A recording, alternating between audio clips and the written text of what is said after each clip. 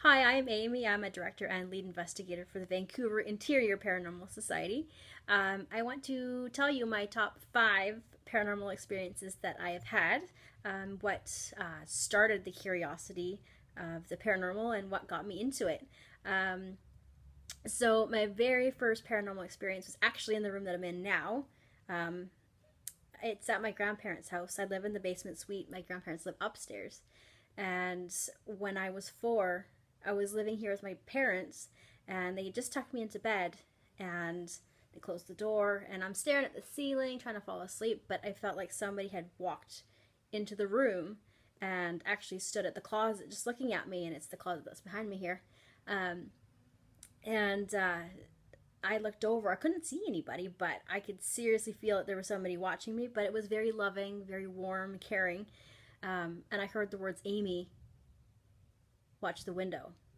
And those are the words that popped in my head. I didn't hear them like just outright. I heard them pop in my head.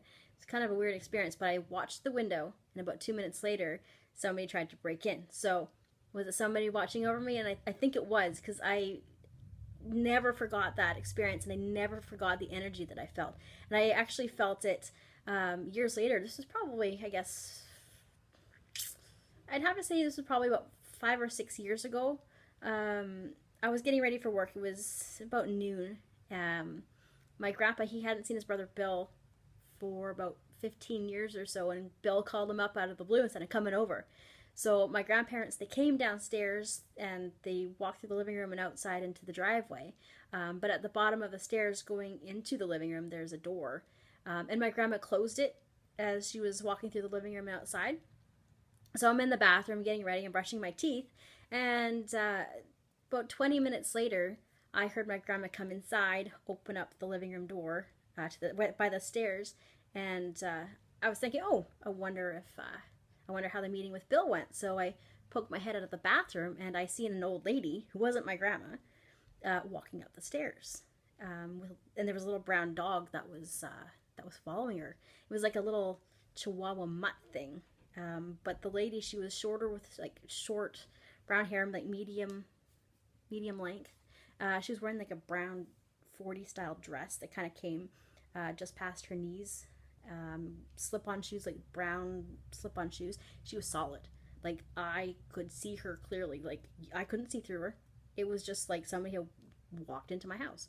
So I was like, what's going on? So I dropped what I was doing, ran out of the bathroom, and as soon as I got upstairs, there was nobody there. I actually looked out the window, and I could actually see my grandma outside with my grandpa and my Uncle Bill. So who was this lady? But the feeling that I got when I first saw her was the same energy that I felt in my bedroom back when I was four. And she fits the description of my great grandmother. So, and who's actually been seen by other people in this home. So, is it her? I truly think it was. But that was a neat experience. Um, Another experience that I've had in this home was, oh god, it was last year actually. Uh, Horrible. Oh, I hate this experience. It was. I don't even like thinking about it. Um, I was upstairs in the bathroom having a shower, and I opened up my eyes, and there was a solid, solid black mass. This about the height of a man, probably about 6 feet tall, and it was like a thick black mass. There was no facial features or anything. All I remember, it was the shape of a man, but the arms were long, really long past its knees, with these super long fingers. Like it was crazy, crazy, crazy. And it wasn't even the fact that I seen this thing. It was the feeling of just evil that just radiated off of it. I was I literally jumped out of the shower, ran butt naked down the hallway, down the stairs past my grandma, and just shaking in my room. I'm probably in a fetal position for about 45 minutes, like sucking my thumb, like, that's not happening. But yeah, it took me a while to calm down. I actually had to eventually grab my dogs and go for a walk, and I haven't bathed, I haven't showered in my house in almost 9 months. I've been showering at the gym. Um, so so now I'm trying my best to shower at home again, but it's like, okay, don't blink and just get in, just look in one position and just feel around to grab the shampoo and conditioner and just get in and get out. Because that's happening right now. But then another experience that I had, this was about 10 years ago. I was living with my parents in another home in Maple Ridge, and we had tons of experiences there. But the one that really stands out, and this is actually what got me into paranormal investigating, was I was home alone. It was about 2:45 in the afternoon. My dad comes home at 3 from work. And so I was in my room, and the door was, it was open. It was just ajar, so the door was sitting against the door jamb. And I heard the garage door downstairs open, close, and somebody coming up the stairs. But as they were coming up the stairs, all I heard was boom, boom, boom, boom, boom, boom, boom, boom, boom, like somebody was taking their fist and just pounding it on the wall. And my bedroom being like right against the landing.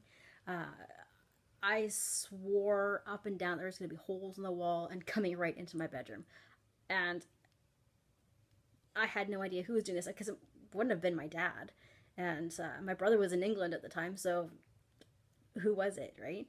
So as soon as I got to the top of the stairs, that banging continued down the hallway towards my bedroom. And I'm now standing there filling my pants because I'm freaking out. And as soon as it gets to my bedroom, the door opened. I watched it open for about an inch. And then it closed. And for about 20 seconds, it went tick, tick, tick, tick, tick, tick, tick against the door jamb. And I didn't know what to do other than scream, "Get the hell out of my house!" And nothing. I waited to hear footsteps. I waited to hear voice. I waited for anything. And nothing. There was absolutely nothing. So when I finally got my wits about me, I went and I checked around the house, and all the doors were locked. There were no holes in the walls. Nothing was out of place. Couldn't explain that one. My dad came home about 10 minutes later. He hadn't been home. Called my mom at work. She was still there. I have no idea. I have no explanations for that. But my 2-year-old cousin, he was staying with us for the summer, and he used to walk around the house. And he goes, "Fishy man, fishy man! Oh, look, it's the fishy man!" And he'd start babbling to this fishy man, and the fishy man was seen all over the property. So when we started doing some history on the house, we found out that the original builder who lived in the home, he didn't die there. He did die, but he didn't die in the home. He was a fisherman. So maybe it was him. I don't know. But that's the pounding of the walls. That's what really, really made me want to go and get some equipment and start investigating. But I've always had an interest in the paranormal, and I've never been scared of it. But I've had a lot of experiences with the Vancouver interior paranormal. I'm still trying to get used to saying that. But with the society, I've had a ton of experiences as well, so maybe I'll do another video on that. But for now, there you go. There's my top 5. Thanks, guys.